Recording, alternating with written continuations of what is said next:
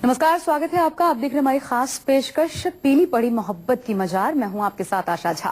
प्रदूषण की कालिख से सिसकते ताजमहल में शाहजहां और मुमताज की असली कब्रें पीली पड़ गई हैं। संगमरमरी फर्श के साथ दीवारों के पत्थरों पर भी दाग नजर आ रहे हैं। यह हालत तब है जब ताजमहल का तहखाना उर्स को छोड़कर साल भर बंद रहता है। जिस ताजमहल को देखने के लिए 7 समंदर पार से लोग आते हैं, दूध से चमकते जिस ताज की सुंदरता को दुनिया सलाम करती है, उस ताज की खूबसूरती पर दाग लग गया है। प्रदूषण की कालिख से सिसकते ताजमहल में बनी शाहजहां और मुमताज की कब्र को भी अब नजर लग गई है। कभी चांद जैसी सफेद दिखने वाली इन कब्रों का पत्थर पीला पड़ रहा है।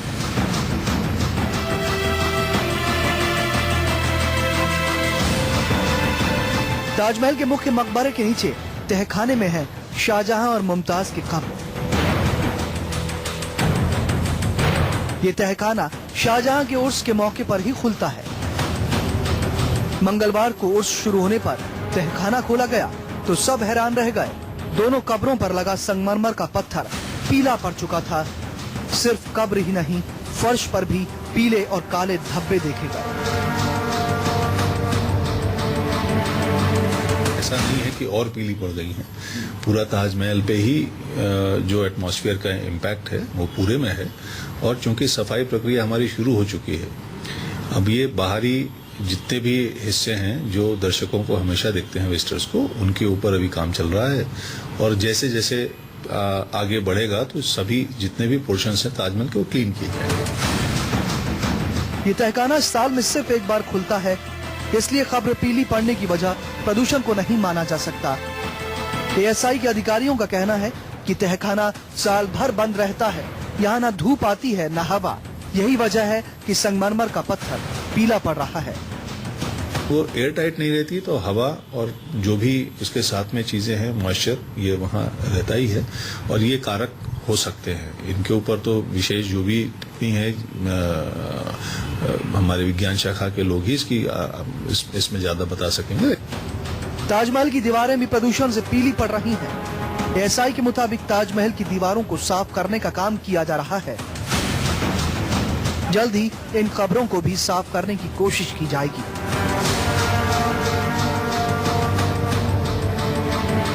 भूपेंद्र शर्मा, न्यूज़ 24, आगरा। जी हाँ, तो ये ताजमहल है एक ऐसी ऐतिहासिक धरोहर जिस पर हिंदुस्तान नाज करता है, जिसके दीदार के लिए हर साल 70 से 80 लाख लोग पहुंचते हैं। लेकिन ताज के भी कई राज इसकी दीवारों में दफन है। देखिए, दुनिया की सबसे खूबसूरत इमारत इतनी रहस्यमयी क्यों है।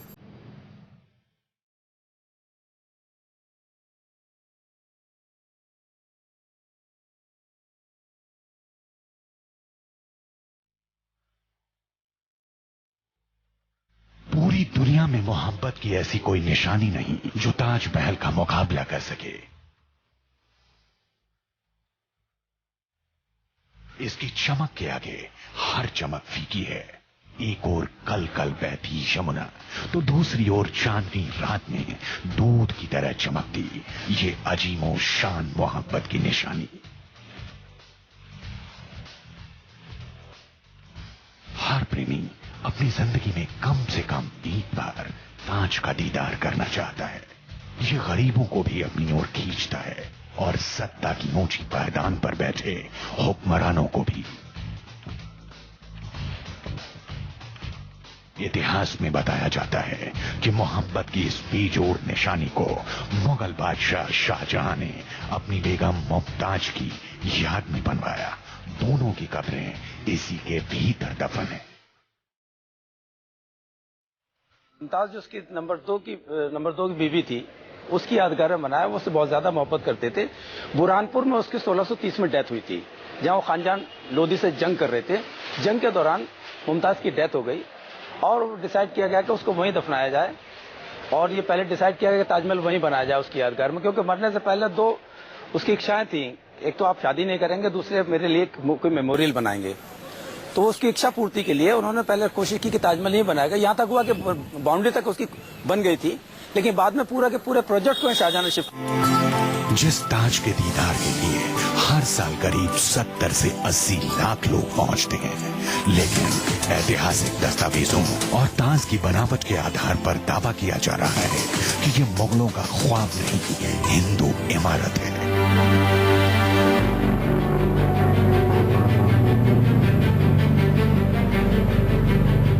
ये एक शहंशाह की मोहब्बत की खूबसूरत निशानी नहीं, एक मंदिर पर बदलकर बनाया गया मकबरा है। वास्तव में 1156 में राजा परमाली देव ने ये बिल्डिंग बनवाई थी, एक शिव टेम्पल बनवाया था, बहुत विशाल, बहुत अच्छा, बहुत प्रभावशाली। उसके बाद वो उनके वंशज मान सिंह को आया और मान सिंह के बाद उनके पोते राजा जय सिंह को आया। मामला कोर्ट कचहरी तक पहुंच गया। दावा किया जा रहा है कि जिसे दुनिया मोहब्बत की निशानी समझती है, वहां कभी शिव मंदिर हुआ करता था। दावा करने वाले तो यहाँ तक कहते हैं कि शाहजहां और मुमताज की मजार के ठीक नीचे शिवलिंग मौजूद है। इस शिवलिंग के चारों तरफ 4 कुएं हैं और 2 पानी की बावड़ियां भी हैं। लेकिन इस रहस्य से पर्दा तभी उठ सकता है जब एएसआई और पुरातत्व विभाग के लोग तह तक जाने की कोशिश करेंगे। ताजमहल को मंदिर बताने वालों का तर्क ये है कि ये कहीं से किसी मकबरे से मेल नहीं खाता। इतिहासकारों का मानना है कि ताजमहल को शाहजहां ने नहीं बनवाया, ये पहले से ही बना हुआ था। शाहजहां ने इस इमारत में हेर फेर कर इस्लामिक लुक दे दिया। ताजमहल सन 1648 में बनकर तैयार हुआ, या मान लीजिए 1650 में बनकर तैयार हुआ।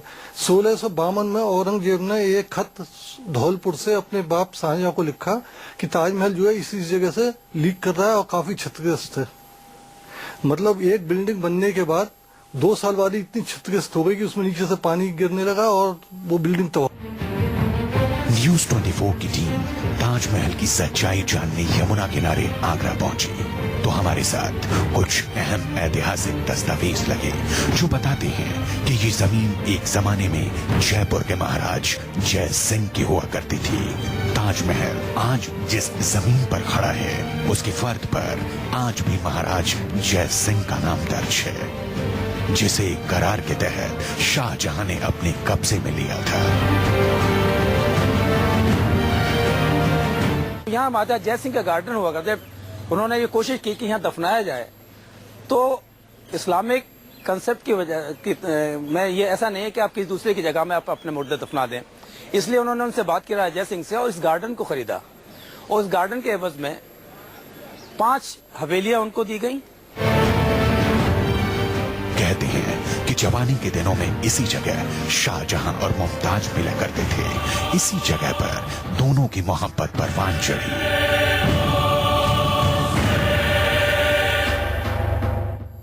बाद में शाहजहां को यह जगह इतनी पसंद आ गई कि उन्होंने महाराजा जय सिंह से इसे ले लिया। तब यहाँ एक आलीशान भवन था।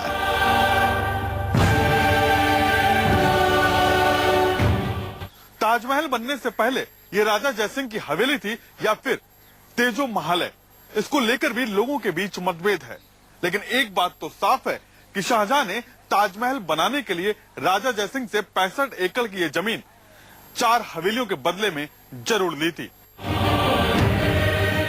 जिस इमारत को शाहजहां और मुमताज की मोहब्बत की निशानी माना जाता है उसमें जगह जगह कमल के फूल बने हुए हैं। इस पर लगे कलश और त्रिशूल जैसी आकृतियां भी कई सवाल खड़े करती हैं।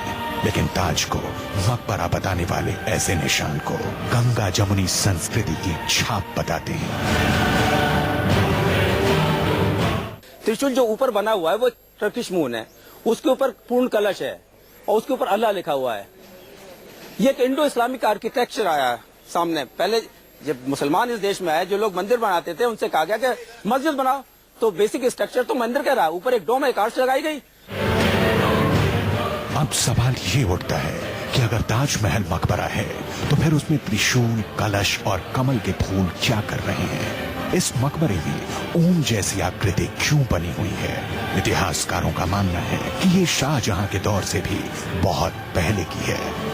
यहाँ तक कि महाराज जय सिंह से इस इलाके को लेने के बाद शाहजहां ने सिर्फ कुछ बैलगाड़ी ही संगमरमर मंगवाए और इतने कम संगमरमर में ऐसी आलीशान इमारत बन ही नहीं सकती है।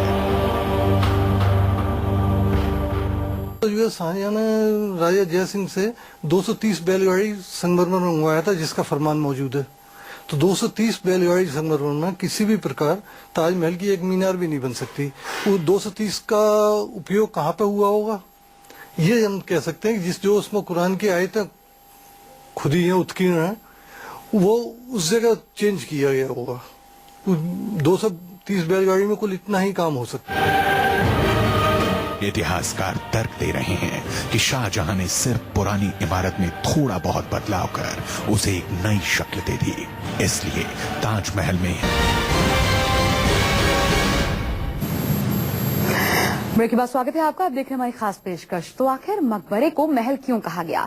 मुमताज के लिए ही शाहजहां ने इतना भव्य मकबरा क्यों बनवाया? शाहजहां की कई बेगमें थीं, उनका जिक्र तो कहीं भी ज्यादा नहीं मिलता और ऐसे में कई सवाल ताज की असली कहानी को ही नया मोड़ दे देते हैं।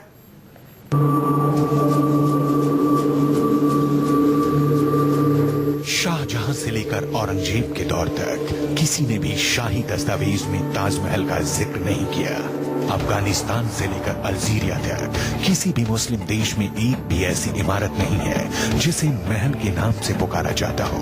ऐसे में फिर शाहजहां के दौर की इस अजीम और शान इमारत को महल क्यों कहा गया? तर्क दिया जाता है कि इस मकबरे का नाम शाहजहां की बेगम मुमताज के नाम पर है।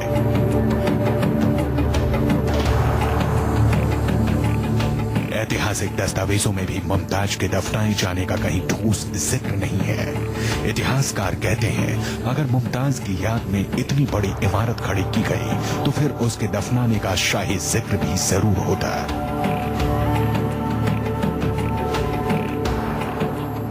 ताजमहल की मुख्य इमारत के नीचे कई तहखाने बने हुए हैं।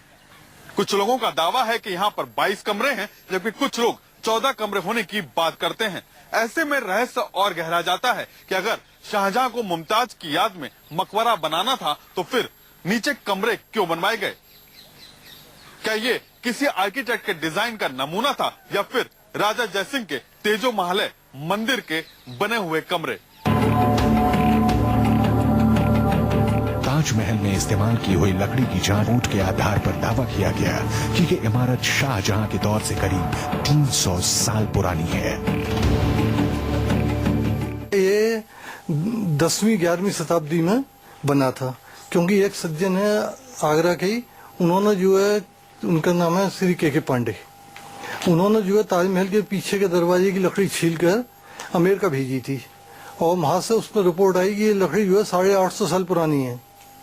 तो इसका मतलब 11 या 12वीं शताब्दी की है। तो ये तो हो नहीं सकता कि ताजमहल बनवाने के बाद शाहजहां ने कोई पुराना दरवाजा लाकर लगवा दिया और उसके बाद पैसे की कमी पड़ गई होगी। ताजमहल में गुंबद अश्व धातु का कलश खड़ा है, साथ ही ये त्रिशूल जैसी इस आकृति के भी मायने सब अपने अपने हिसाब से लगाते हैं। दरअसल ताजमहल मकबरा है या मंदिर, मामला कोर्ट में पहुंच चुका है। तर्क दिया जा रहा है कि दुनिया में कहीं भी किसी मकबरे में कब्र पर पानी की बूंदों के गिरने का जिक्र नहीं है, जबकि ताजमहल में ऐसा होता है। पानी की कोई बूंद नहीं टपकती। पहली चीज तो अभी बता दें, किंवदंती है। पानी को 3 डोम है, ये जो बाहर से देख रहे हैं ये पहला डोम है, इसके नीचे दूसरा डोम है, उसके नीचे तीसरा डोम है, तब जाके वो मतलब बूंदा हुई क्या वो एटम बम हो गया। कोई बूंद नहीं करती, सब किंवदंती। वहीं ताजमहल की जगह शिव मंदिर होने का दावा करने वालों का साफ साफ कहना है कि पानी की बूंदें सिर्फ भगवान शिव के ही ऊपर गिरती हैं। पानी की बूंद टपकना अभिषेक का प्रतीक भोलेनाथ की पिंडी पर होता है, वो शिव मंदिर का पहला प्रमाण।